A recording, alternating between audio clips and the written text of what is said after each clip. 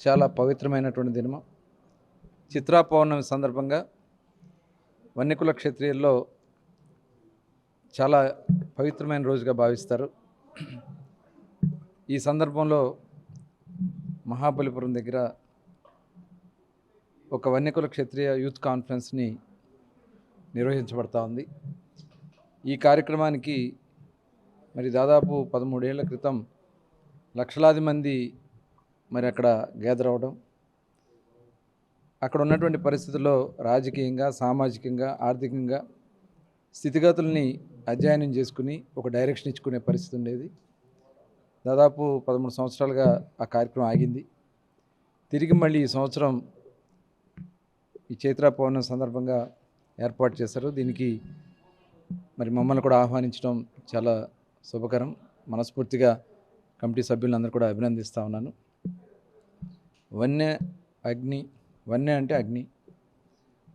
మొత్తం తీర ప్రాంతంలో కానీ, అటు తమిళనాడులో కానీ, ఆంధ్ర రాష్ట్రంలో కానీ, ఇటు చిత్తూరు జిల్లా పెద్ద ఎత్తున మరి ఉన్నటువంటి కమ్యూనిటీ వీళ్ళందరూ కూడా మరి ఈ కార్యక్రమం ద్వారా ఒక చైతన్యం తీసుకురావాలి.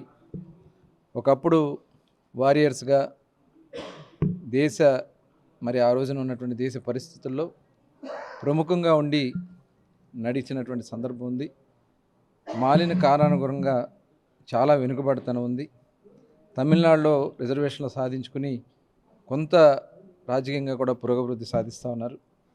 మరి అన్ని ప్రాంతాల్లో కూడా ఆ రకమైనటువంటి ఒక సామాజిక దృక్పథంతో ముందుకెళ్లాలనేది ఈ సమావేశం యొక్క ముఖ్య ఉద్దేశంగా భావిస్తూ ఉన్నాను.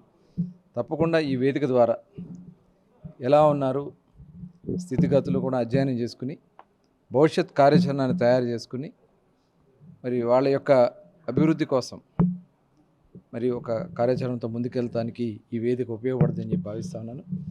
ఈ కార్యక్రమంలో పాల్గొనడం చాలా ఆనందంగా ఉంది. మరి ఇక్కడ తిరుపతి నుంచి పెద్ద ఎత్తున మరి ఇక్కడి నుంచి ర్యాలీకి వెళ్ళడం అనేది మరి శుభపరిణామం. మరొకసారి అందరినీ కూడా అభినందిస్తూ ఈ వేదికని వన్యకుల క్షత్రియ అభివృద్ధి కోసం ఉపయోగిస్తామని చెప్పి తెలియజేస్తాం. అది సిట్ వాళ్ళు మొత్తం కూడా డీటెయిల్డ్గా ఎవరెవరు ఉన్నారు ఏంటనేది చాలా వరకు బయటకు వస్తూ ఉన్నాయి. వాస్తవ విషయాలు మేము మొట్టమొదటి నుంచి చెప్తా ఉన్నాం. ఆ రోజు కూడా గౌరవ ముఖ్యమంత్రి చంద్రబాబు నాయుడు గారు ప్రభుత్వం వచ్చిన వెంటనే వైట్ పేపర్ రిలీజ్ చేసి ఆ వైట్ పేపర్లో డీటెయిల్గా ఎక్స్ప్లెయిన్ చేయడం జరిగింది. ఇవాళ ఆ కుంభకోణం మొత్తం కూడా ఆ చుట్టూనే తిరుగుతూ ఉంది. అంటే ప్రజా ఆరోగ్యం వాళ్ళకి అవసరం లేదు, ప్రజల యొక్క భవిష్యత్తు మీద వాళ్ళకి అవసరం లేదు. జగన్మోహన్ రెడ్డికి కావాల్సింది ఆదాయం. ఆ ఆదాయం సంపాదించుకోవడం కోసం ప్రజ ప్రాణాలని పణంగా పెట్టి అనేక మంది మృత్యుకు కారణమైనటువంటి పరిస్థితి. ఇది ఒక మనీ లాండరింగ్కి సంబంధించిన కేసులానే కాకుండా దీన్ని మానవతా దృక్పథంతో మనుషుల ప్రాణాలతో చెలగాటమాడినటువంటి వ్యక్తులపైన చాలా కఠినంగా వ్యవహరించాల్సినటువంటి అవసరం ఉంది. దీనికి పూర్తి స్థాయిలో విచారణ చేసి బాధ్యులైన వారి మీద కఠినంగా చర్యలు తీసుకోవాలని చెప్పి మా ప్రభుత్వం భావిస్తాను. ఆ రకంగానే అడుగులు ముందుకు పడతాను. అవి సహజంగా వీళ్ళు ఆరోపణలు చేస్తూ ఉంటారు. మేము ఎక్కడికక్కడ ఫుల్ కంట్రోల్ చేస్తాం. షాప్స్తో కూడా లింక్ చేస్తున్నాం. కొన్ని వస్తూ ఉన్నాయి, వచ్చిన వెంటనే వాళ్ళ మీద కేసులు కట్టి ఇమీడియట్గా షాప్స్ కూడా సీజ్ చేస్తున్నటువంటి పరిస్థితి ఉంది. ఇంకా కఠినంగా, ఎందుకంటే కొన్ని ప్రాంతాల్లో జరుగుతున్నట్టుగా మాకు సమాచారం వచ్చిన వెంటనే దాని మీద యాక్షన్ తీసుకుంటున్నాం. అలాగే ఎప్పటికప్పుడు సాటిస్ఫాక్షన్ ఎలా ఉంది ప్రజల్లో, ఈ మద్యం విధానం వల్ల ఏదన్నా ఎక్కడన్నా ఇబ్బందులు వస్తాయని చెప్పి ఎప్పటికప్పుడు మేము కమాండ్ కంట్రోల్ రూమ్కి వాళ్ళ దగ్గర నుంచి సమాచారం సేకరిస్తున్నాం. ఎక్కడైతే ఇబ్బందులు ఉన్నాయో అక్కడ ఖచ్చితంగా స్ట్రిక్ట్గా వ్యవహరిస్తున్నాం. దాంట్లో అధికారులు బాధ్యులైన కూడా అధికారుల మీద కూడా చర్యలు తీసుకోవడం జరుగుతుంది. ఉగ్రవాదుల చర్య చాలా దుర్మార్గమైనటువంటి చర్య.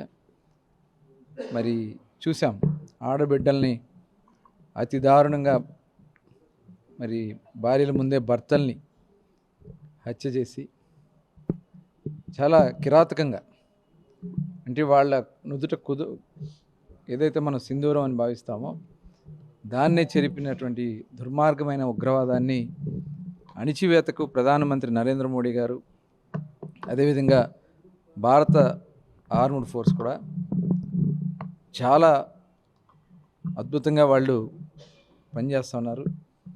ఆపరేషన్ సింధూర్ పేరుతో చేస్తున్నటువంటి ఈ కార్యక్రమం సఫలమైంది. చాలామంది దుర్మార్గులు చాలామంది హతమయ్యారు, ఇంకా అవ్వాల్సిన వాళ్ళు ఉన్నారు.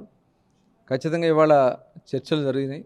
ఆ సందర్భంలో కూడా ప్రపంచంలో అందరూ కూడా భారతదేశాన్ని సమర్థించారు. ఎట్టి పరిస్థితుల్లో ఉగ్రవాదాన్ని లక్ష్యపెట్టే పని లేదు.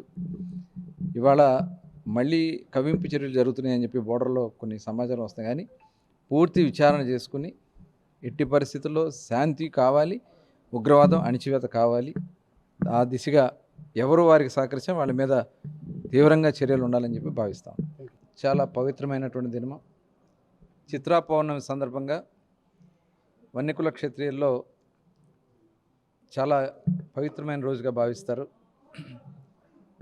ఈ సందర్భంలో మహాబలిపురం దగ్గర ఒక వన్యకుల క్షత్రియ యూత్ కాన్ఫరెన్స్ని నిర్వహించబడతా ఉంది. ఈ కార్యక్రమానికి మరి దాదాపు 13 ఏళ్ల క్రితం లక్షలాది మంది మరి అక్కడ గ్యాదర్ అవ్వడం, అక్కడ ఉన్నటువంటి పరిస్థితుల్లో రాజకీయంగా, సామాజికంగా, ఆర్థికంగా స్థితిగతుల్ని అధ్యయనం చేసుకుని ఒక డైరెక్షన్ ఇచ్చుకునే పరిస్థితి ఉండేది. దాదాపు 13 సంవత్సరాలుగా ఆ కార్యక్రమం ఆగింది. తిరిగి మళ్ళీ ఈ సంవత్సరం ఈ చైత్ర పౌర్ణమి సందర్భంగా ఏర్పాటు చేశారు. దీనికి మరి మమ్మల్ని కూడా ఆహ్వానించడం చాలా శుభకరం. మనస్ఫూర్తిగా కమిటీ సభ్యులందరూ కూడా అభినందిస్తూ ఉన్నాను. వన్య అంటే అగ్ని. మొత్తం తీర ప్రాంతంలో కానీ, అటు తమిళనాడులో కానీ, ఆంధ్ర రాష్ట్రంలో కానీ, ఇటు చిత్తూరు జిల్లా పెద్ద ఎత్తున మరి ఉన్నటువంటి కమ్యూనిటీ వీళ్ళందరూ కూడా మరి ఈ కార్యక్రమం ద్వారా ఒక చైతన్యం తీసుకురావాలి. ఒకప్పుడు వారియర్స్గా మరి ఆ రోజున ఉన్నటువంటి దేశ పరిస్థితుల్లో ప్రముఖంగా ఉండి నడిచినటువంటి సందర్భం ఉంది. మాలిన కారణానుగుణంగా చాలా వెనుకబడితనం ఉంది. తమిళనాడులో రిజర్వేషన్లు సాధించుకుని కొంత రాజకీయంగా కూడా పురోగతి సాధిస్తూ ఉన్నారు. మరి అన్ని ప్రాంతాల్లో కూడా ఆ రకమైనటువంటి ఒక సామాజిక దృక్పథంతో ముందుకెళ్లాలనేది ఈ సమావేశం యొక్క ముఖ్య ఉద్దేశంగా భావిస్తూ ఉన్నాను. తప్పకుండా ఈ వేదిక ద్వారా ఎలా ఉన్నారు స్థితిగతులు కూడా అధ్యయనం చేసుకుని భవిష్యత్ కార్యాచరణను తయారు చేసుకుని మరి వాళ్ళ యొక్క అభివృద్ధి కోసం మరి ఒక కార్యాచరణతో ముందుకెళ్తానికి ఈ వేదిక ఉపయోగపడుతుందని చెప్పి భావిస్తూ ఉన్నాను. ఈ కార్యక్రమంలో పాల్గొనడం చాలా ఆనందంగా ఉంది. మరి ఇక్కడ తిరుపతి నుంచి పెద్ద ఎత్తున మరి ఇక్కడి నుంచి ర్యాలీకి వెళ్ళడం అనేది మరి శుభపరిణామం. మరొకసారి అందరినీ కూడా అభినందిస్తూ ఈ వేదికని వన్యకుల క్షత్రియ అభివృద్ధి కోసం ఉపయోగిస్తామని చెప్పి తెలియజేస్తాం. అది సిట్ వాళ్ళు మొత్తం కూడా డీటెయిల్డ్గా ఎవరెవరు ఉన్నారు ఏంటనేది చాలా వరకు బయటకు వస్తూ ఉన్నాయి. వాస్తవ విషయాలు మేము మొట్టమొదటి నుంచి చెప్తా ఉన్నాం. ఆ రోజు కూడా గౌరవ ముఖ్యమంత్రి చంద్రబాబు నాయుడు గారు ప్రభుత్వం వచ్చిన వెంటనే వైట్ పేపర్ రిలీజ్ చేసి ఆ వైట్ పేపర్లో డీటెయిల్గా ఎక్స్ప్లెయిన్ చేయడం జరిగింది. ఇవాళ ఆ కుంభకోణం మొత్తం కూడా ఆ చుట్టూనే తిరుగుతూ ఉంది. అంటే ప్రజా ఆరోగ్యం వాళ్ళకి అవసరం లేదు, ప్రజల యొక్క భవిష్యత్తు మీద వాళ్ళకి అవసరం లేదు. జగన్మోహన్ రెడ్డికి కావాల్సింది ఆదాయం. ఆ ఆదాయం సంపాదించుకోవడం కోసం ప్రజ ప్రాణాలని పణంగా పెట్టి అనేక మంది మృత్యుకు కారణమైనటువంటి పరిస్థితి. ఇది ఒక మనీ లాండరింగ్కి సంబంధించిన కేసులానే కాకుండా దీన్ని మానవతా దృక్పథంతో మనుషుల ప్రాణాలతో చెలగాటమాడినటువంటి వ్యక్తులపైన చాలా కఠినంగా వ్యవహరించాల్సినటువంటి అవసరం ఉంది. దీనికి పూర్తి స్థాయిలో విచారణ చేసి బాధ్యులైన వారి మీద కఠినంగా చర్యలు తీసుకోవాలని చెప్పి మా ప్రభుత్వం భావిస్తాను. ఆ రకంగానే అడుగులు ముందుకు పడతాను. అవి సహజంగా వీళ్ళు ఆరోపణలు చేస్తూ ఉంటారు. మేము ఎక్కడికక్కడ ఫుల్ కంట్రోల్ చేస్తున్నాం. షాప్స్తో కూడా లింక్ చేస్తున్నాం. కొన్ని వస్తూ ఉన్నాయి, వచ్చిన వెంటనే వాళ్ళ మీద కేసులు కట్టి ఇమీడియట్గా షాప్స్ కూడా సీజ్ చేస్తున్నటువంటి పరిస్థితి ఉంది. ఇంకా కఠినంగా, ఎందుకంటే కొన్ని ప్రాంతాల్లో జరుగుతున్నట్టుగా మాకు సమాచారం వచ్చిన వెంటనే దాని మీద యాక్షన్ తీసుకుంటున్నాం. అలాగే ఎప్పటికప్పుడు సాటిస్ఫాక్షన్ ఎలా ఉంది ప్రజల్లో, ఈ మధ్య విధానం వల్ల ఏదన్నా ఎక్కడన్నా ఇబ్బందులు వస్తాయని చెప్పి ఎప్పటికప్పుడు మేము కమాండ్ కంట్రోల్ రూమ్కి వాళ్ళ దగ్గర నుంచి సమాచారం సేకరిస్తున్నాం.